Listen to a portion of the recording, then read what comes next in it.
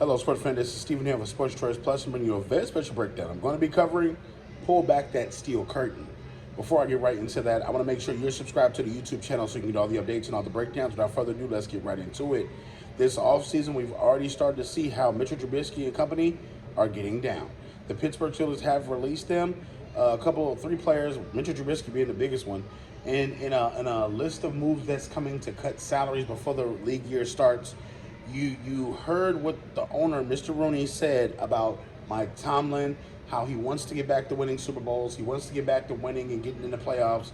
This is going to be frustrating because if you're a member of the Steelers fan base, you sat there and you saw Big Ben use the last couple of his years that were washed down the drain.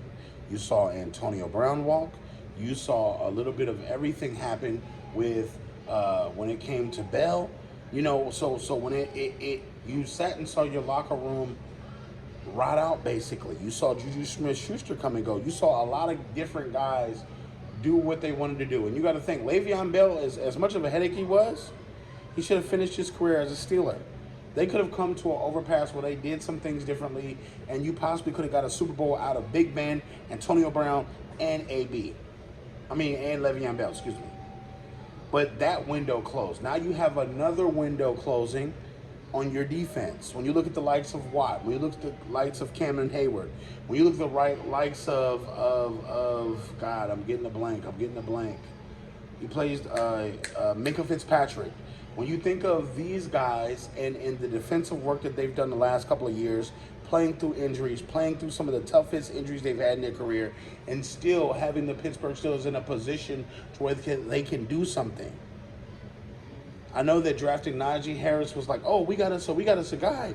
But no, you got to think about this. Najee is not explosive as we thought he was. Najee's best years is probably at Alabama.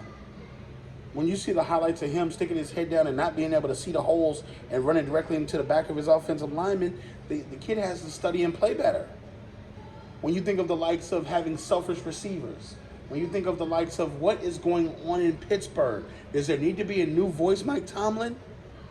The frustration of Mike Tomlin getting up and walking out of press conferences. That's not Mike Tomlin. That's not the Steeler way. But you got to think, Mike Tomlin's probably frustrated. He's probably searching for answers. When you don't have a quarterback, that frustrates a lot of things because you can have a championship defense and a trash offense.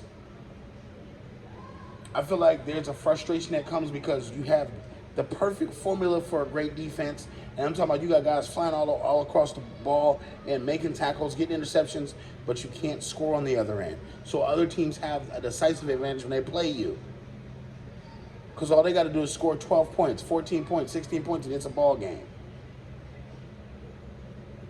So with this being said, Mike Tomlin has to find his quarterback, whether it be through the draft, whether it be through free agency. I don't think Kenny Pickett is your quarterback as well. Kenny Pickett was good in college, but that's because he played in the ACC. And I think that everybody knows, like, through the injuries, through him coming back, through him sitting on the bench, like, there's a number of players that may get an opportunity now. But I know one thing, the Steelers' defense is magnificent. They've got some dope playmakers on there. They have to fix this offense to where you got guys that want to be there, that want to be unselfish, that want to play the game of football. Even if it's a backup, you got to find somebody that's going to be able to throw the rock, somebody that's going to be able to hold your offense down. You can't have inconsistencies over and over. So I want to see Pittsburgh do better. I think they will. I think this is the year that they snap back and bounce back, and they just need to find a quarterback. Are you Pittsburgh Steelers fans? Get in the comment section below. Are you NFL fans? What do you think is going to happen? And definitely check out Sports Choice Plus on the next episode.